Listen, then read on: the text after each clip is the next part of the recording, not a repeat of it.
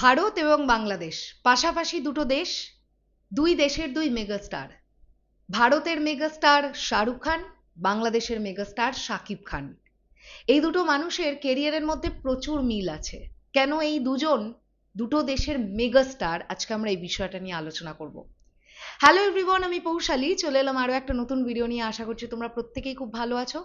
চলো আমরা আমাদের শরৎ মিউজিক বেঞ্চেস ফেসবুক পেজেরই একটি লেখা পড়বো, যেখান থেকে তোমরা একেবারে ক্লিয়ার হয়ে যাবে যে কেন শাহরুখ খান এবং শাকিব খান তারা তাদের কেরিয়ারে এতটা এতটা এতটা সাফল্যতা পেয়েছেন, এবং তাদের কেরিয়ারের মধ্যে কি কি মিল আছে, এবং তারা কেন megastar. So let's start the video. এক ফ্রেমে দেখতে পাওয়া যাচ্ছে দুই মেগাস্টার। তোমাদের ফ্রেমটাও দেখিয়ে দিতে চাই। এই হচ্ছে সেই ফ্রেম, আমাদের পেজের তরফ থেকেই পোস্ট হয়েছিল, যেখানে শাহরুখ খানকেও দেখতে পাওয়া যাচ্ছে, শাকিব খানকেও দেখতে পাওয়া যাচ্ছে। এবার তোমাদেরকে আমি লেখাটা পড়ে শোনাই। একই ফ্রেমে দুই দেশের দুই আসল মেগাস্টার, বলিউডের বাদশাহ শাহরুখ খান আর ঢালিউডের কিং খান শাকিব খান। অনেকেই তুলনা করতে পারেন, কিন্তু সত্য এটাই যে নিজ নিজ ইন্ডাস্ট্রিতে এই দুই রাজার রাজত্ব আর সাম্রাজ্য একদম এক সমান্তরালে চলে। কেন এই দুজনেই নিজ নিজ দেশের চলচ্চিত্রের ইতিহাসে সবচেয়ে বড় মেগাস্টার, মিলিয়ে নিন তো। ইন্ডাস্ট্রি টিকিয়ে রাখবার কারিগর। বলিউড যখনই কোনো বড় সংকটে পড়েছে, পাঠান বা জওয়ানের মতন অল টাইম ব্লকবাস্টার দিয়ে ইন্ডাস্ট্রিকে বাঁচিয়েছেন শাহরুখ খান। ঠিক একইভাবে ঢালিউডকে একা কাঁধে টেনে নিয়ে তুফান বা তাণ্ডব বা বরবাদ দিয়ে বাংলা সিনেমার সুদিন ধরে রেখেছেন শাকিব খান। পরের point, lookout and royal swag.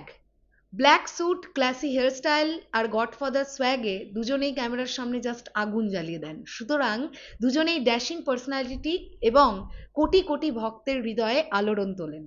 পরবর্তী পয়েন্ট, গ্লোবাল মার্কেট কাঁপানো। শাহরুখ খান বিশ্বজুড়ে ভারতীয় সিনেমাকে যেভাবে রিপ্রেজেন্ট করেন, শাকিব খানও ঠিক একইভাবে বাংলা সিনেমাকে এখন গ্লোবাল স্টেজে ও মাল্টিপ্লেক্সের দুনিয়ায় একচেটিয়া রাজত্বের দিকে নিয়ে যাচ্ছেন।